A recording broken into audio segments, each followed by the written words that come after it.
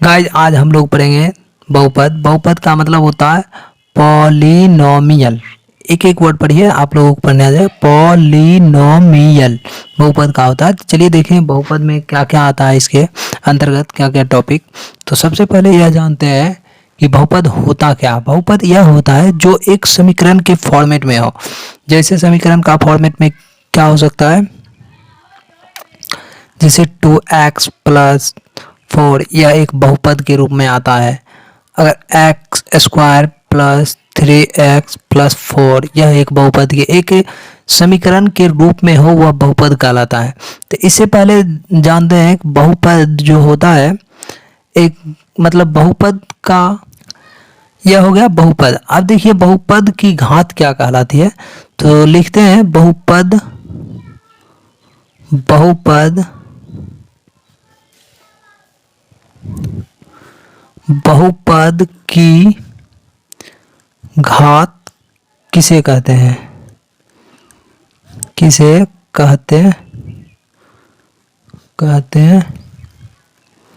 हैं किसी समीकरण में चर के उच्चतम घात ही बहुपद का घात कहलाता है। मतलब किसी समीकरण में चर के उच्चतम घात ही बहुपद का घात कहलाता है। जैसे ये देखिए, इसका उच्चतम घात क्या है 2, तो यही बहुपद का घात कहलाएगा। इसका उच्चतम घात क्या है, यहाँ भी एक है घात, इसका एक है और यहाँ पे 2 है, तो यह उच्चतम यह घात कहलाएगा। अगर मान लीजिए किसी इस तरह से है तो इसका एक है। अगर मान लीजिए a स्क्वायर है प्लस 4 है, तो इसका घात 2 है। तो इस तरह से आप यहाँ पे लिख सकते हैं किसी समीकरण में चर के उच्चतम घात ही बहुपद का घात कहलाती है। आज बहुपद के इम्पोर्टेंट के बारे में पढ़ेंगे, जो जो इस बहुपद के टॉपिक में आएगा। अभी हम जो 10वां की किताब में पढ़ने वाले हैं उसमें कौन कौन सा चैप्टर आने वाले हैं, उसके रिलेटेड सभी फार्मूला और बहुपद के बारे में जानेंगे। उसके बाद चैप्टर नंबर 2.1 स्टार्ट करेंगे। तो देखिए बहुपद ये हो चुका है, बहुपद की घात आप लोगों को यह समझा चुका हूँ। अब देखिए इसमें एक बहुपद आता है रैखिक बहुपद। रैखिक बहुपद क्या कहलाता है, रैखिक बहुपद। इसका सिंपल फॉर्मूला रखिए, जिसका घात एक हो, जिसका घात एक हो वह रैखिक बहुपद कहलाता है। अब इसके बाद आता है द्विघात बहुपद। जिसका घात या जिस समीकरण का घात एक हो वह रैखिक बहुपद कहलाता है। इस तरह से भी आप लिख सकते हैं। अब आता है द्विघात बहुपद। द्विघात बहुपद, अब इसका आप इस तरह से लिख सकते हैं, जिसका घात 2 हो वह द्विघात बहुपद कहलाता है, या जिस समीकरण का घात 2 हो वह द्विघात बहुपद कहलाता है। तो यहाँ पे लिखते हैं हम, जिसका घात 2 हो वह द्विघात बहुपद कहलाता है। अब आएगा त्रिघात बहुपद। त्रिघात बहुपद, अब इसी में लिखना है जिसका घात 3 हो वह त्रिघात बहुपद कहलाता है। त्रिघात बहुपद कहलाता है। अब देखिए एक बहुपद, ये जो रैखिक बहुपद है उसका एग्जाम्पल किस तरह से होगा, देखिए इसी में लिख देते हैं। जैसे इसका एग्जाम्पल इस तरह से समीकरण होगा इसका रैखिक बहुपद का। जैसे देखिए 2x - 3 यह रैखिक बहुपद हो गया क्योंकि इसका घात एक ही है। रूट हो सकता है 3x प्लस 5, इसका घात एक ही है। y प्लस रूट 2 हो सकता है, इसका घात एक ही है। x माइनस 2/11 हो सकता है, इसका घात एक ही है। इस तरह से आप बहुत सारे बहुपद, यह हो गया रैखिक बहुपद। और द्विघात बहुपद क्या हो गया, जिसका घात 2 हो, जैसे 2y माइनस 2, इसका घात 2 है, तो यह हो गया टू माइनस एक्स स्क्वायर, इसका घात 2 है, तो यह द्विघात हो गया। इस तरह से भी लिख सकते हैं आप इसको, root x square plus root 3x, इसका घात देखिए 2 है, तो इस तरह से ये द्विघात हो गया। त्रिघात का मतलब 3, जिसके घात पे 3 हो। जैसे इसको देखता है, जैसे 2 माइनस 3x, देखिए इसका घात 3 है, एक्स क्यू, इसका घात root 2x cube, 3 minus x square plus x3, इसका देखिए घात यहाँ पे 3 है, यहाँ पे 2 है, तो यह हो गया। यहाँ तक अगर रहता तो ये 2 ही घात हो गया, अगर यह जुट रहा है तो यह त्रिघात हो गया, इसका घात अधिक है, तो यह हो गया त्रिघात बहुपद। इस तरह से आप द्विघात, रैखिक, द्विघात, त्रिघात जान चुके हैं। अब देखिए इसका फॉर्मूले जो रिलेटेड, इस बहुपद से रिलेटेड फॉर्मूले होते हैं वो देखते हैं। अब देखिए देखेंगे द्विघात बहुपद का शून्य क्या होता है, तो यहाँ लिखते हैं द्विघात बहुपद का शून्य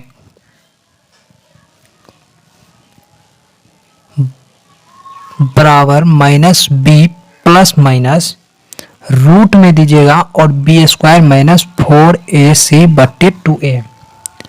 यह हो गया द्विघात बहुपद दिया हुआ, अगर शून्य को बोले तो यह फॉर्मूला लगाएंगे। उसके बाद रैखिक बहुपद के शून्य को देखते हैं। रैखिक बहुपद का मतलब 1 जो जिसका घात 1 आएगा, रैखिक बहुपद का शून्य जो होगा माइनस b/a होगा। अब इसी में अगर 2 शून्य दिया हो अल्फा और बीटा, तो उसका अगर गुना योग बोले निकालने तो क्या फॉर्मूला होगा, और गुणांक बोलेगा तो क्या फॉर्मूला होगा। तो देखिए यदि यहाँ लिखेंगे, यदि शून्यक अल्फा बीटा हो तो योग बोले जब निकालने के लिए, योग यहाँ पे सिर्फ लिख रहे हैं अल्फा प्लस बीटा शून्यकों का योग बराबर होगा माइनस b/a। अगर यही बोले, अगर अल्फा बीटा का गुणनफल निकालने के लिए अल्फा इंटू बीटा शून्यकों का गुणनफल, तो इसका फॉर्मूला होगा c/a। अब चलिए व्यापक रूप लिखते हैं। व्यापक रूप का मतलब एक समीकरण के फॉर्म में अगर 2 शून्याङ्क दिया हो तो उसको समीकरण के फॉर्मेट में किस तरह से करेंगे, या आने वाले हिसाब में चैप्टर में देखेंगे। तो इसके पहले व्यापक रूप लिख लेते हैं। सबसे पहले व्यापक रूप लिखते हैं रैखिक बहुपद का। रैखिक बहुपद का व्यापक रूप। रैखिक बहुपद अगर जब भी रहे तो वह इस तरह से आपको दिखाई देगा, मतलब bx का गुणांक हो सकता है और b जो होगा अचर पद होगा, मतलब b अचर पद और ये जो होगा x का गुणांक होगा, x जो होगा वह गुणांक में होगा। मतलब यहाँ पे एग्जांपल लिख रहा हूँ, फॉर एग्जांपल जैसे आप सभी लोग को दिखाया हूँ, ये देखिए 2x है, x का गुणांक है और यह अचर पद है, x है 3 का गुणांक है और 3 गुणांक है और यह अचर पद है। तो इस तरह से मतलब 2x प्लस 4 और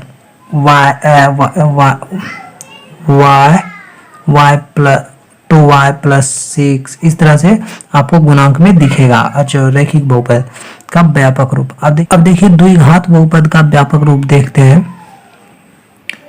द्विघात बहुपद का व्यापक रूप तो देखिए यह द्विघात बहुपद का मतलब क्या आप लोगों को बोले थे, जिसका पावर घात 2 हो। तो इसका मतलब यह होगा x, यह एक्स स्क्वायर ए इंटू बड़ी मंगली bracket x small x square minus alpha plus beta. देखिए अल्फा बीटा एक सर्वोत्तम लैंग्वेज है अगर बहुपद में, तो अल्फा प्लस पहले बीटा होता है, अल्फा और बीटा, उसके बाद अगर कोई तीसरा पद आ रहा तब उसे गामा में गामा बोलते हैं। एक्स, यह भी एक्स का गुणक होगा और यह प्लस अल्फा इंटू बीटा, इस तरह से होगा।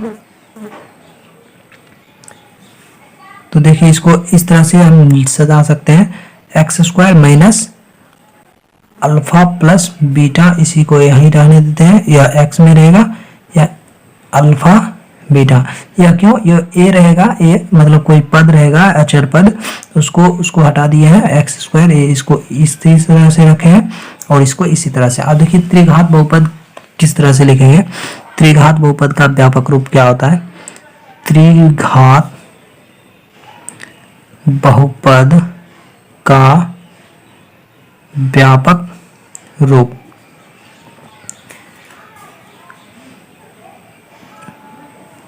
इसको लिखेंगे x cube minus alpha plus beta plus gamma.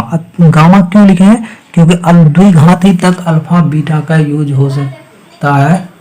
अब गामा का यूज कर रहे हैं क्योंकि त्रिघात। अब यह एक्स स्क्वायर हो गया, यहाँ 3 है, यहाँ स्क्वायर है, plus bracket alpha beta into plus beta gamma और plus alpha beta alpha gamma, और यहाँ पे फिर माइनस अल्फा बीटा गामा, इसका यह व्यापक रूप हुआ है।